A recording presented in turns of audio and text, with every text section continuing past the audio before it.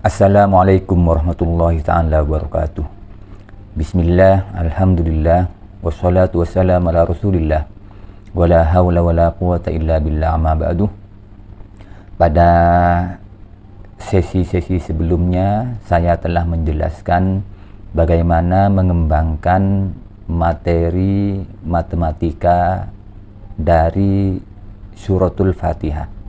Ada materi himpunan, ada materi statistika, dan ada materi bilangan.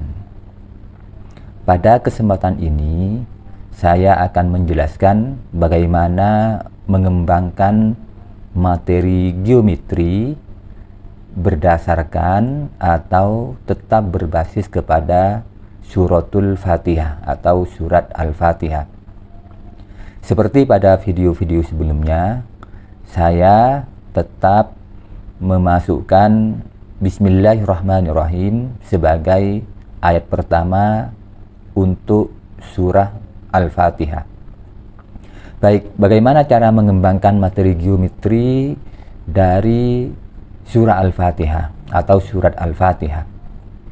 Kalau kita mengkaji ayat-ayat di surat Al-Fatihah, memang tidak ada yang secara eksplisit di ayat 1 sampai ayat 7 yang menjelaskan materi geometri. Tetapi dari ayat 1 sampai ayat 7 serta isi atau tulisan dari ayat 1 sampai ayat 7 kita dapat mengembangkan materi geometri secara sederhana. Dan materi geometri yang dikembangkan di sini berbasis kepada koordinat. Caranya adalah sebagai berikut. Absis koordinat ini kita menggunakan sistem koordinat 2 dimensi. Jadi ada X, ada Y, ada absis, ada ordinat. Untuk absis, untuk X kita menggunakan nomor urut ayat. Jadi X-nya akan bervariasi dari 1, 2, 3, 4, 5, 6, dan 7. Kalau Y ini kita ambil berdasar bilangan yang menunjukkan banyak kata per ayat di suratul Fatihah, maka kita akan dapatkan untuk koordinat pertama yaitu 1,4, karena di ayat 1 itu memuat 4 kata, yaitu kata Bismi, kemudian kata Allahi, kemudian kata Ar-Rahmani, dan yang terakhir kata Ar-Rahimi. Jadi untuk ayat 1, dari ayat 1 ini kita peroleh koordinat 1,4.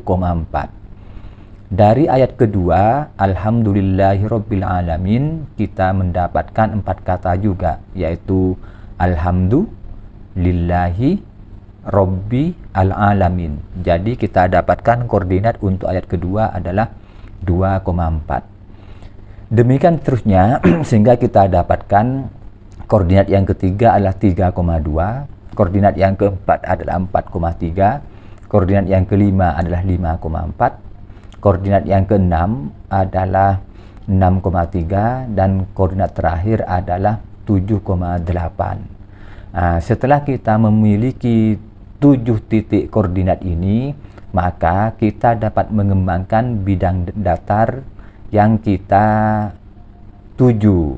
Jadi kita dapat mengembangkan bidang datar semisal segitiga, persegi panjang, atau trapesium, atau yang lain.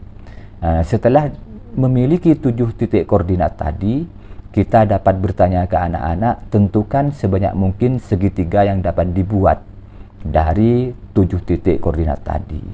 Atau kita dapat bertanya ke anak-anak, kepada peserta didik, tentukan luas segitiga terkecil yang dapat diperoleh dari 7 koordinat tadi.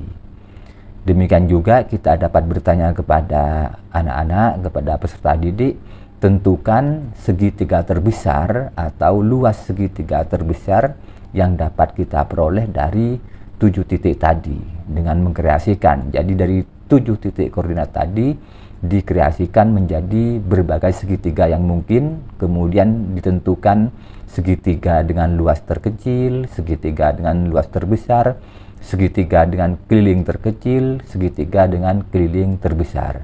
Jadi intinya dari suratul Fatihah itu kita mendapatkan titik koordinat. X menyatakan nomor urut ayat, sedangkan Y-nya untuk kasus tadi berdasarkan banyak kata tiap ayat. Kalau kemudian menentukan koordinat XY tadi dengan nomor ayat dan banyak kata menjadi sulit, maka kita dapat memvariasikan cukup dengan menentukan jadi X itu adalah nomor urut ayat, kemudian Y-nya adalah banyak huruf lam pada masing-masing ayat. Nah, kalau memang yang tadi sulit, maka kita dapat memvariasikan XY itu diperoleh dengan cara X adalah nomor urut ayat, sedangkan Y adalah banyak huruf lam pada masing-masing ayat. Sehingga kita peroleh untuk koordinat pertama adalah 1,4.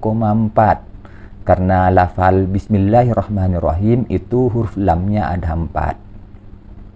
Kemudian pada ayat kedua kita peroleh Alhamdulillahi Rabbil Alamin, itu lamnya sebanyak 5. Maka kita peroleh koordinat kedua adalah 2,5.